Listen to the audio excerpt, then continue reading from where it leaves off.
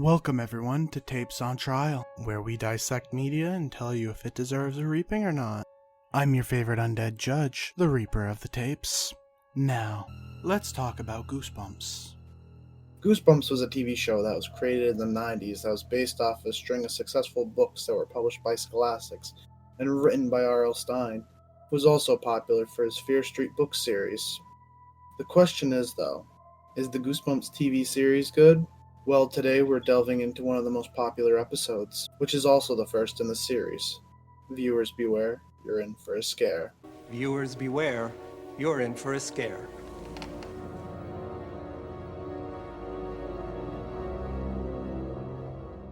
We're first introduced to Carly Beth and her friend Sabrina. As they're out to pick up a pumpkin for Halloween, they discover a Halloween novelty shop, which easily catches Carly Beth's eye. Carly Beth is paranoid, but with good reason, as the two local bullies decide to scare her. Hell, even Sabrina attempted to scare her. Carly Beth is really tired of the bullshit, and I don't blame her. Carly Beth goes home to see that her mother has made a replica sculpture of her face, as well as a duck costume based on one of her old requests, to which her little brother Noah scares her with. The next day, the two bullies decide to prank her again, which gets her on her last nerve, as Carly Beth decides it's time to get even with her bullies, by running to the novelty shop so she can find something scary, which she does upon her viewing of the forbidden back room.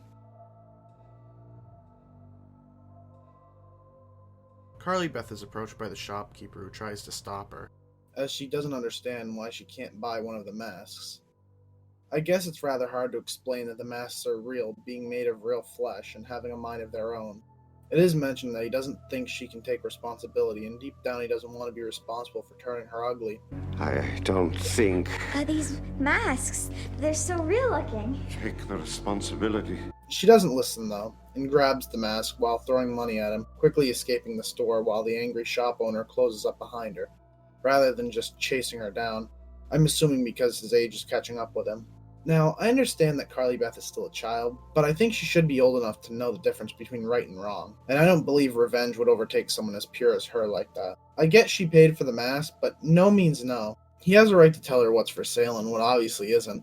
When it comes down to it, even she questioned her actions. What am I doing? Carly Beth tries the mask on, scaring her brother, in which comes the first problem, which is that her voice changes and that she can't easily take the mask off. She does the dumb thing and puts the mask back on and lies to her mom about wearing her duck costume, while then taking the plaster head that is obviously meant for display only. And Carly Beth scares some kids on the way to Sabrina's house while wondering where Chuck and Steve are, which makes you realize that Sabrina is the only one with common sense out of the two of them, as she tends to ask too many questions, and by even asking Carly Beth to take the mask off, in which Carly Beth violently shakes Sabrina. Carly Beth, that's gross. It feels so warm. Be quiet, Sabrina. I think you should take it off. Be quiet. I think it's really disgusting. I said. But it's too weird for words. Let me tell you, if this weren't a kid's show, I would have been really worried, as this is one of the most scary parts in the episode for me personally. Carly Beth goes up to the first house and is honestly rude as hell to the family who opened the door. Sabrina hates it too, so Carly Beth decides to split from Sabrina so she can go find her two tormentors, who are fittingly in a graveyard. The two mind their business, going as far as scaring each other until Carly Beth comes and finishes them off, scarring them for life, along with the strangest thing being the talking plaster head, Help me. which she buries then after. Sabrina finally finds Carly Beth as Carly Beth explains what she is doing all night. They return to Sabrina's place to find out there is no normal way to get the mask off, as it's become part of Carly Beth's skin. So the only logical answer is to go back to where this all started, the novelty shop, where the shop owner explains that he can't remove the mask because it's become her real face. He explains that these masks are called the unloved ones because they rot quickly. The shop owner explains that only a symbol of love can get the mask off, meaning the plaster sculpture. Just then the masks come to life and somehow start floating to the graveyard after her, where she digs up the plaster head and wards them off and is able to finally get the mask off once more. She finally returns home to greet her family, only for her brother to instantly make her cry and run to her mother for the much-needed comfort. The episode ends with Noah putting on the mask, making for one more horrific sight. Trick or treat!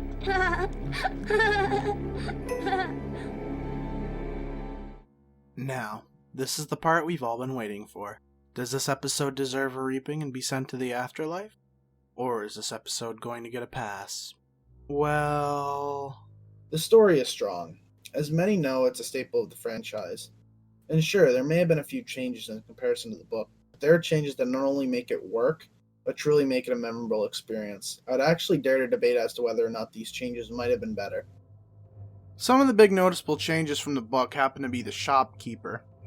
When he's introduced, he not only warns Carly Beth about the mask, but when Carly Beth asks for the mask, the shopkeeper literally sells it to her and even offers a bag.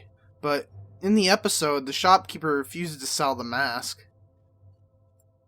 With this having such a small cast, the story gives everyone something to do. The problem with the story tends to stem from what isn't explained, like the talking plaster head, as well as the floating mask, but maybe that just adds to the creep factor, as well as the psychological level of the show. Regardless, if you ask anyone about Goosebumps, fan or not, they'll probably bring up this story because it grabs you and just doesn't let go.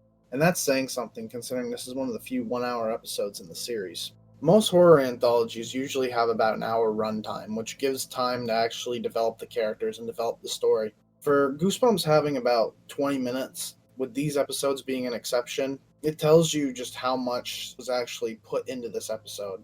For the cinematography and effects, I think it's safe to say they did pretty well, honestly. Because let's be honest, this is a television show during the 90s aimed at children, so obviously not everything is going to be perfect. For a show that is similar to Are You Afraid of the Dark, you can only expect so much. Many people actually compare the two shows and say that Goosebumps had superior camera work and effects, but Are You Afraid of the Dark had better stories to tell, which I do believe is the case a good portion of the time.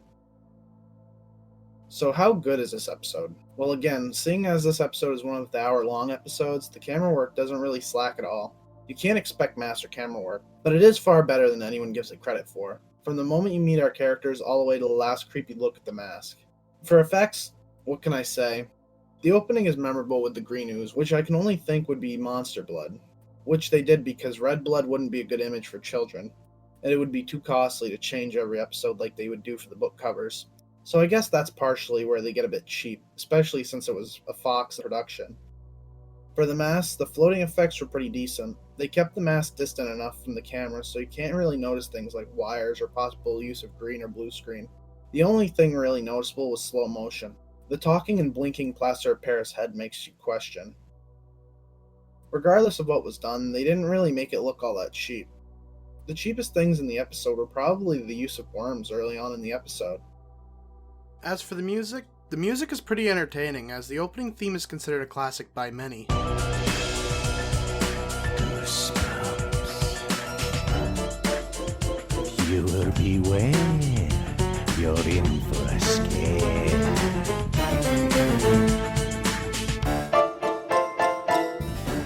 And the background music is used very well, working in almost every situation, creating a feeling of suspense whenever possible. And for the 90s, I will say it surely leaves an impression.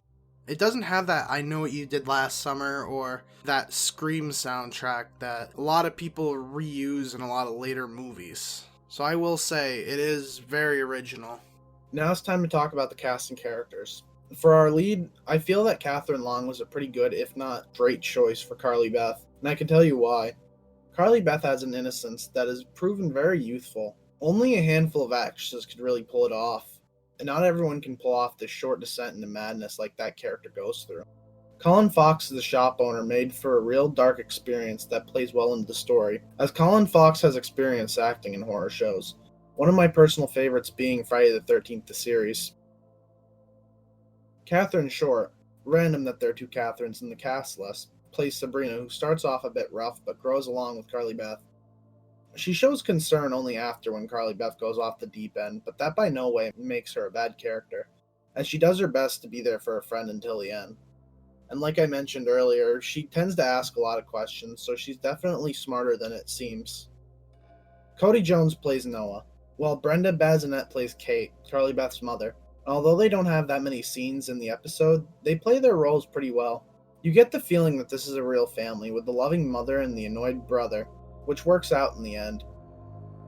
Amos Crowley plays Chuck, and George Kanamis plays Steve, who both don't really do much other than torture Carly Beth, which makes them feel rather cartoonish. And sadly, one of the more bland aspects of the episode, They don't really seem to evolve much, and when they do evolve, it's in the sequel to The Haunted Mask, which is another story for another time. One character I can tell you that I really liked was the Haunted Mask itself, because the mask is probably considered the true star of the episode, due to how it's presented, not only by itself, but by other characters. It contrasts with Carly Beth's good girl personality so well. You can feel this eerie presence that you don't get very often. I would say the mask is as iconic as Jason Voorhees' hockey mask, or Michael Myers' mask. You get the sense of evil that lingers. It's what I like to call a symbol of iconic imagery. And today's verdict is no. This episode gets a pass, because I feel it's a strong entry and a strong adaptation of a beloved franchise. While there are some hit and miss things in the episode, that can be said the same for the show. But there are a lot of pros and cons to any piece of media. But the good does outweigh the bad in this specific piece that we talked about today. The Haunted Mask is not an episode that people should skip, as it does make for an interesting watch. Thank you all for watching, and until next time, I am your undead judge, the Reaper of the Tapes, and you've been watching Tapes on Trial. We will see you next time. Hey you, if you liked this video, make sure to like, comment, favorite, subscribe, and share this video around. If that's not enough, why not go watch another from the channel in the meantime?